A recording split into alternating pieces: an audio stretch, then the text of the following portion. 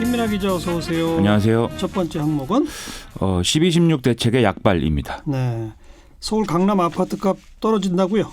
그렇습니다. 한국감정원이 따르면 20일 기준으로 조사를 했을 때 강남, 서초, 송파 등 강남 3구 아파트 값이 0.01에서 0.02% 떨어지면서 하락 전환했다라는 소식입니다. 강남 3구의 아파트 값이 떨어진 것은 지난해 5월 말 6월 초순 이후 7개월여 만에 처음인 건데요.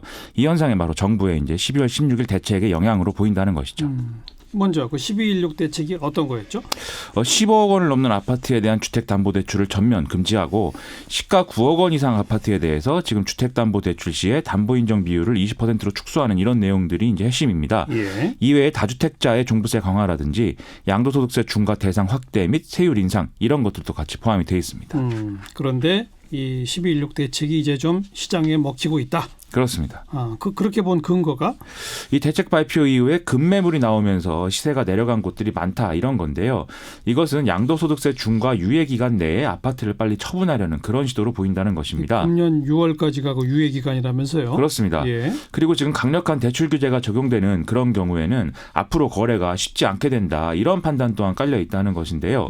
즉 대출 규제와 보유세 강화 등의 요인이 가격 상승이라든지 이런 기대감을 낮추고 또 세금 부담을 키운다. 이런 불안감을 높이면서 이제 이런 현상이 일어난다라고 볼 수가 있다는 겁니다. 예. 이 강남 3구를 제외하고도 서울 전체를 보면 아파트 가격은 지난주 대비 0.03% 올랐는데요. 이것은 5주 연속 오름폭이 이제 둔화하고 있는 그런 현상이거든요. 따라서 대책이 이제 뭔가 효과를 보고 있다 이런 평가가 가능한 시점인 것 같습니다. 혹시 서울 외에 다른 곳이 올라가는 풍선 효과가 나타나고 있지는 않아요? 이게 규제 지역으로 지금 묶여 있지 않은 뭐 경기도 수원이나 용인 뭐 이런 수도권 지역이나 또는 대전이나 세종 같은 일부 지방 도시의 경우에 좀 풍선 효과가 나타나고 있다 이런 평가가 계속 나오고 있는 게 사실이고요. 예. 또 이런 지역 일부 지역에는 이제 교통 인프라 확충이라든지 이런 또 호재가 있기 때문에 이걸 계기로 해서도 지금 집값이 오르는 현상이 일부 나타나고 있습니다. 다만 전반적으로 올해의 집값은 떨어지는 추세가 이어질 것이다 이렇게 예상이 된다고 하는데요. 네. 한국감정원이 어제 전망한 바에 따르면 올해 전국 집값은 0.9%, 전세값은 0.4%가 떨어질 것이라고 하고 있습니다. 그리고 이제 수도권 집값은 0.8%, 지방은 이제 1% 하락할 것으로도 예상이 된다고 하는데요. 이 역시 이제 12.16 대책의 효과로 인해서 고가주택 가격 상승 움직임이 둔화되고 그리고 앞서 말씀드린 대출 규제와 보유세 강화 등으로 매수 심리가 앞으로도 위축될 것으로 예상되기 때문인 겁니다. 부동산 정책 더 계속 유지하겠다 이런 발표가 계속 이어지고 있죠. 그렇습니다. 이호승 청와대 경제수석이 최근 방송에 출연해서 과도하게 가격이 오른 부동산은 하향 안정화가 필요하다면서 지금 어떤 이런 이 부동산 정책의 유지의 필요성을 거론하기도 했는데요. 예. 여기에 더해서 서울시와 함께 서울 도심 지역 공급 확대 방안 이런 것도 검토하고 있다면서 조만간 이를 발표할 수 있을 것이다라고도 얘기를 했습니다. 그리고 지금 공급 대책뿐만이 아니라 이 부동산 대책에는 다양한 맥락이 또 작용하는 그런 것인 만큼 앞으로 넓은 시야에서 보완 대책을 또 우리 사회가 논의해야 될 필요도 있다. 이런 말씀도 같이 드리고 있습니다. 어떤 보완 대책이 필요할까요? 지금 계속 이런 여러 가지 이 대책에 대해서 꼭 나오는 얘기가 실수요자들의 어떤 피해가 없도록 해야 된다. 이런 지적이 이제 있는 거거든요. 그렇죠. 지금 정부의 부동산 대책은 이런 지적이 있기 때문에 이른바 투기 세력을 좀 옥죄고 뭔가 이렇게 이득을 제한하는 것에 초점이 맞춰져 있다. 이렇게 평가를 할 수가 있습니다.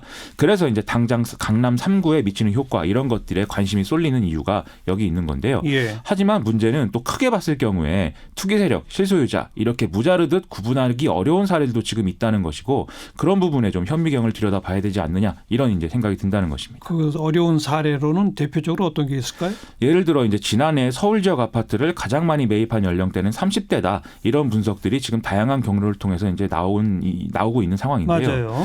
이것은 이제 자금 동원력이 있는 계층의 젊은 세대들이 사실 전월세 거주를 해도 이제 무리가 없는 상황이었음에도 불구하고 가격 상승 기대감이든지 이런 것을 통해서 무리해서 이제 아파트를 구매했을 가능성 이런 것들을 가리키고 있는 것이죠. 예. 그래서 이런 경우에는 앞으로 부동산 정책의 효과에 따라서 일부 이제 선의의 피해자도 발생할 가능성이 있는 것도 사실입니다.